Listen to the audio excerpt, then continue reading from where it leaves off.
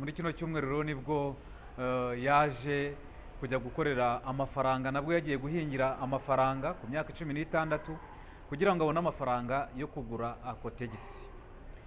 Ise abimenye ko yagiye guhingira amafaranga kandi imirima y'iwabo nayo atararangiza kuyihinga, yaramukubise inkoni nk'izakabwana. Nkibaza nkise ni gute umubyeyi yagombye kuba ahana umwana mu gihe umwana yakosheje. Ese ni irihe somo inkuru nk'iyi ngiyi bigomba gusigira ababyeyi muri rusange, ababyeyi bakubita abana bagakubita abana mu buryo bw'indengakamere? Ababyeyi rero mumenye yuko guhana umwana umukorera ibikorwa wavuga ko ari yica rubozo, umuhana birenze, bishobora kuba byamugiraho ingaruka z'ubungubu ndetse n'iz'igihe kizaza, akazakurana uwo mujinya, kubera yuko abahanga bakubwira ko uko umwana arezwe nawe niko arera abazamukomokaho.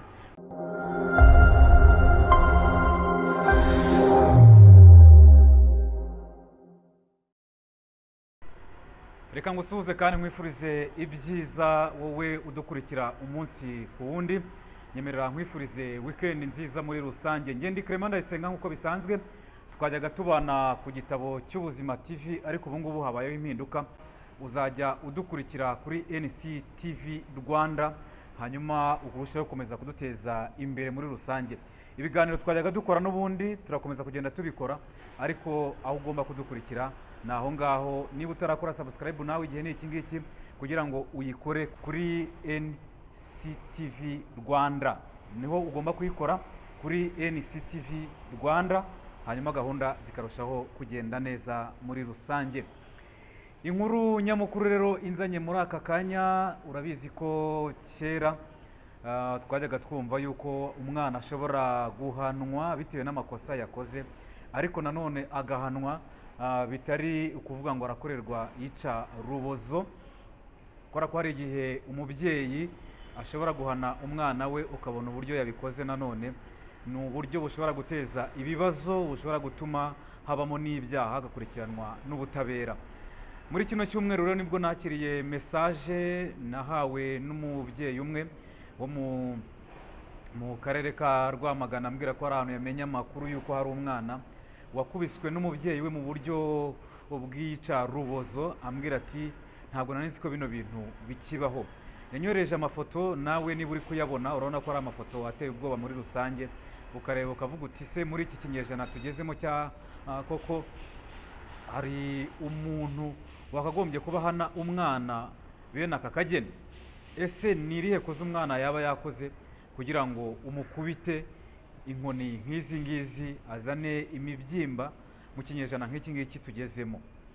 Uwo mwana rero impamvu yakubiswe n'uyumva ko kuraza gusanga ari impamvu itangaje. Wumve koko umubyeyi yagombye kuba akubita umwana amuziza impamvu nk'iyo ngiyo. Ni mu karere ka Rwamagana, mu murenge wa Nyakariro, mu kagari ka Munini, mu mudugudu wa Nyakagarama. Niho ibyo ngibyo byabereye rwose muri kino cyumweru turimo dusoza, aho umwana n'ubundi uri mu kigero cy'imyaka 16, ni umwana w'umukobwa, asanzwe yaravanywe mu ishuri kandi we afite inyota yo gukomeza kwiga, ariko kubera yuko yagize ibyago akaba arerwa na mukase, ndetse urumva abana na se na mukase. Ibyo rero byatumye avanwa mu ishuri kugira ngo ajye abafasha guhinga no gukora indi mirimo itandukanye yo mu rugo.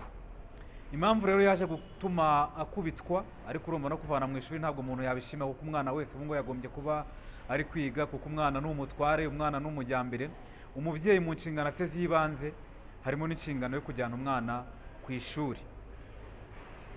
Uwo mwana rero ntabwo byamukundiye ko akomeza amasomo, avanwa mu ishuri, ariko ibyo ngibyo wenda arabyihanganira, n'ubundi arakomeza muri ubwo buzima bugoye. Hanyuma muri kino cyumweru rero nibwo yaje kujya gukorera amafaranga, nabwo yagiye guhingira amafaranga ku myaka 16 kugira ngo abone amafaranga yo kugura akotegisi. Ise abimenye ko yagiye guhingira amafaranga kandi imirima y'iwabo nayo atararangiza kuyihinga, yaramukubise inkoni nk'izakabwana, nk'uko nawe uri kugenda ubikurikirana kuri iyo foto. Imibyimba rwose yaba ku kaguru, ku itako, mu mugongo, urabona yuko koko ari igikorwa cya kinyamaswa, igikorwa kidakwiye umubyeyi wagombye kuba uri kurerera kandi arerera u Rwanda. Ubwo ngubwo narabimenye mpamagara umunyamabanga nshingwabikorwa w'akagari ka Munini, ambwira ko ayo makuru atarayamenya, ariko kuva yamenye agiye kubyinjiramo. Naje gutanga nayo makuru mu zindi nzego ziza gukurikirana icyo kibazo. N'umwana yari ari kuri Isange, arimo gukurikiranwa muri Isange, bari babimenye, ariko hari n'andi makuru nari nabwiwe n'abaturanyi be ko umwana yajyanywe no kwa muganga ku bitaro bya Masaka kugira ngo avuzwe iyo mibyimba y'inkoni nawe uri kubona, ndetse n'umubyeyi nawe akaba yatangiye gukurikiranwa isi umubyara, kuko mbere amakuru namenye bavugaga yuko ari mukase wamukubise izo nkoni, ariko nyuma naje gukurikirana neza, ahubwo si mukase wamukubise, ahubwo yakubiswe, izo nkoni yazikubiswe na se. Nkibaza ntise ni gute umubyeyi yagombye kuba ahana umwana mu gihe umwana yakosheje, uretse yuko n'uyu wakubiswe izi nkoni nk'izi ngizi ntabwo yari yakoshejwe, ahubwo yari yagize ibibazo by'ubushobozi buke, ajya gushaka udufaranga kugira ngo abone uko agura akakutegisi ajya kwifashisha mu gihe ari muri kwa kwezi k'umukobwa cyangwa k'umugore. Niba ajya gukorera amafaranga kugira ngo agure iyo kutegisi, bivuze ko n'ubundi ababyeyi yaba mukase ndetse na se ayo mafaranga batayamuha.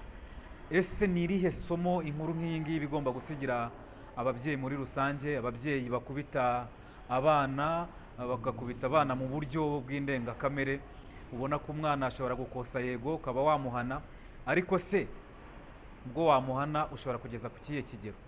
Hari ababyeyi bamwe batagihana abana babo kubera yuko baba bafite impungenge yuko mu gihe yamuhana ashobora kujya gutanga ikirego mu nzego zitandukanye, by'umwihariko RIB. Basigaye bavuga ati beshye unkoreho njye kuri RIB, cyane cyane abana ndetse n'ababyeyi bamwe na bamwe, abagore bamwe na bamwe batumvise ireme cyangwa se ihame ry'uburinganire ndetse n'ubwuzuzanye, bumva yuko bagomba kujya hejuru y'abagabo bakabasuzugura, bakabafata uko bishakiye, akaba ari wa mugore ujya mu kabari agataha igihe yishakiye.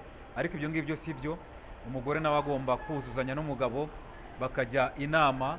Urugo kuko n'urwaba ari urw'abantu babiri, bakamenya uko barutwara kandi neza.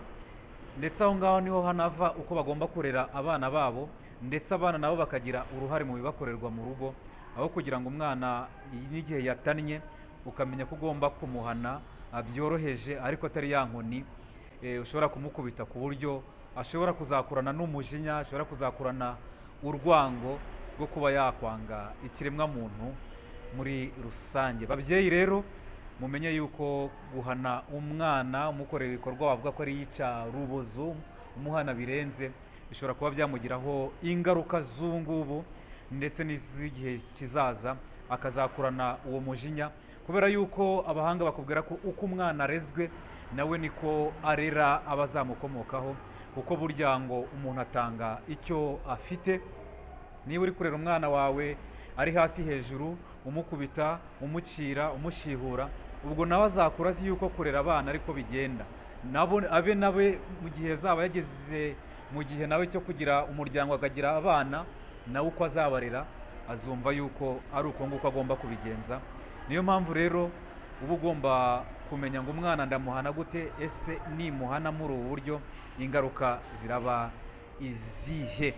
Isomo rero ni uko babyeyi mugomba kumenya uko mugomba guhana abana, ndetse mukanabafasha kubona bimwe by'ibanze, kubera yuko mu gihe batabibonye hazamo n'ibibazo bitandukanye.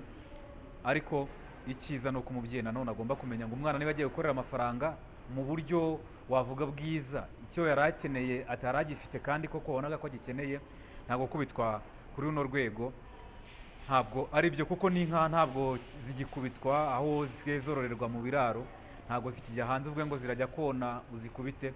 Niyo mpamvu rero n'umwana agomba gusigasirwa. Umwana ni umutware, umwana agomba gufashwa akabona bimwe by'ibanze n'ubwo afite ubukene, ariko icya mbere ni uko umwana agomba no kwiga, akagira aho yikura, aho akura umuryango ndetse n'igihugu muri rusange. Kuri uyu mwana rero nirinze kuvuga imyirondoro ye, ariko se yitwa Misago, mu gihe mukase we yitwa Kayitesi. Ubu ngubu rero umwana nawe harimo gukorwa ibishoboka byose kugira ngo azasubizwe no mu ishuri, kubera yuko nicyo kigenderewe kugira ngo yige, kuko imyaka 16 iracyari imyaka mike, ashobora kwiga, kandi koko kuri iyo myaka nta kintu umwana akagombye kuba akora uretse kuba ari ku ishuri.